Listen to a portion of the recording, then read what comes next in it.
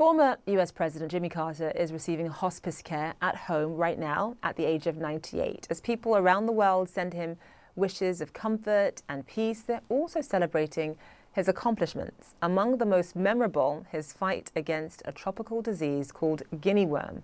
It's caused by a parasite which infects people and animals when they drink water that is contaminated. We're about to show you disturbing pictures of some of the complications.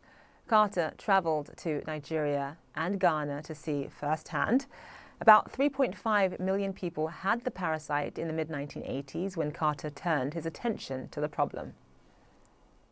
If the worm comes out in a joint, say in your knee, it swells up and destroys the tissue.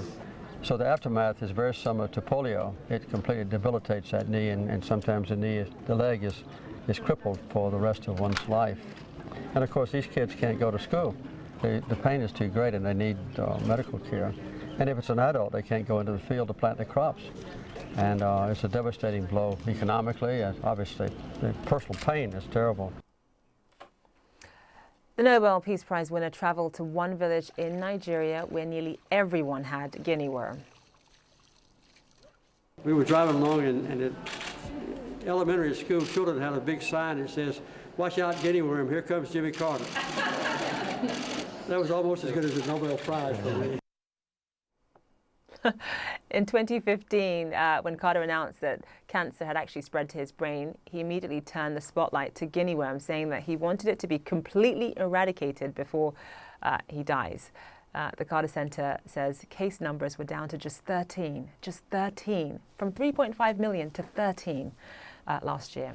Time now for the exchange. Joining me live now is Adam Weiss, the director for the Carter Center's Guinea worm eradication program. Adam, thank you so much for being with us. What a legacy. I mean, this is incredible. For people who don't really know much about Guinea worm, just explain to us how dangerous it is and how widespread of an issue it was, of a health concern it was, before Jimmy Carter sort of turned his attention to it back in the mid-1980s.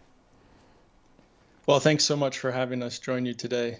Certainly you saw in the intro footage, Guinea worm is a terrible, nasty disease. It debilitates, it cripples, and it also leads to secondary infection.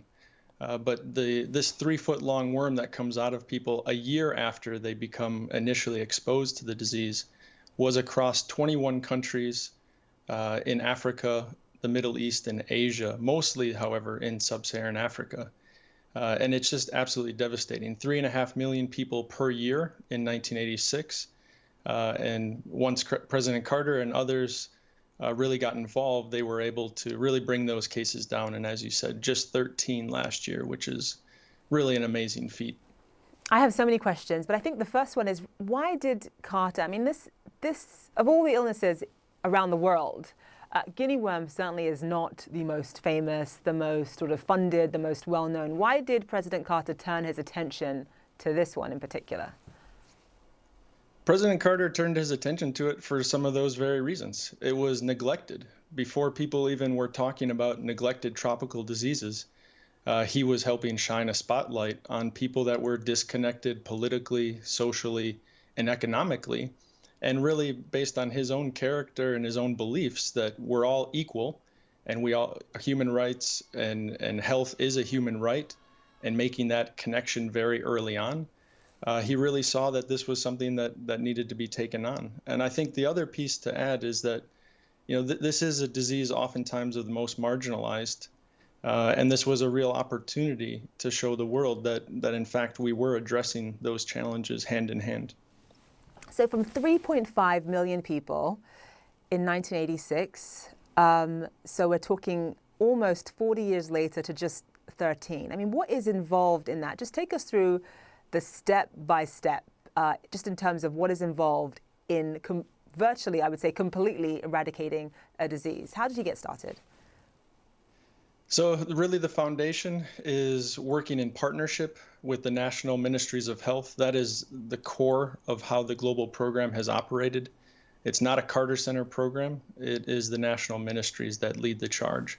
So setting up community-based surveillance systems, just like in COVID-19 pandemic, you have to know where the disease is in order to implement interventions. Of course, knowing that we do have one or two hands tied behind our back in that we do not have a vaccine or a cure or a therapy to treat it, but really making sure we know where it is. And then through peer-to-peer health education, through very simple pipe straw filters donated by Vestergaard Fransden, making sure that people really understand how the disease works. That is, if you have it or an animal has it and they enter water, they infect that water source, and anybody who might use that water source can become infected about 1 year later, which makes the behavior change component very complicated and difficult. President Carter is in hospice. You know, he is almost 100 years old. I mean, this is a huge part of his legacy. I mean, you think about what he's achieved. I mean, everybody talks about, you know, going from a peanut farmer in Georgia to becoming president. And that is amazing. That is quite a feat. However, it's things like this, you know, that he will really be remembered for, the lives that he touched, especially, I mean, our show covers Africa quite a bit. So especially for me, as someone who is from West Africa, this means so much. And he traveled to a village in my country. How much comfort does this give President Carter that he, I mean, not many, my producer was actually saying in my ear before we went to you, there aren't that many people in the world who can say they are behind the near eradication of a disease. I mean, that is an incredible achievement. How much comfort does that give President Carter in his final days? Well, right now he's very much at peace with his wife and family at home. He also smiled the other day when he received a report that as of right now we have 0 human infections in the world. So again, we do expect some cases this year. That's not going to surprise us. But he is very much humbled by the strong leadership of the National Ministries of Health. We were actually just in meetings with several ministers of health. They're leading the charge, and they know that while his days might well be numbered, that they're going to carry on the legacy to see guinea worm gone from this planet. Incredible. Adam Weiss, live for us, Director of the Carter Center's Guinea Worm Eradication Program. Thank you so much for being on the show.